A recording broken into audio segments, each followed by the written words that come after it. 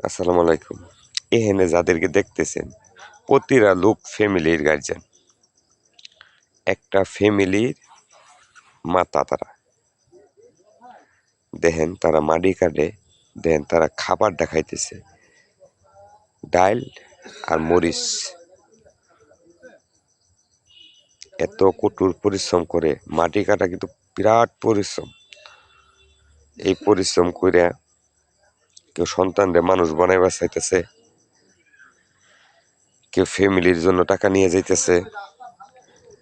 আমি একটা জিনিস লক্ষ্য করলাম, সারাদিন মাটি কাটে আর সকালবেলা তারা খাবার নিয়ে আসে। দেখেন তাদের খাবারগুলি দেখেন, কেউ একটা ডিম নিয়ে আইছে, কেউ একটু আলুর ভর্তা ভাত, কেউ একটু ডাইল ভাত।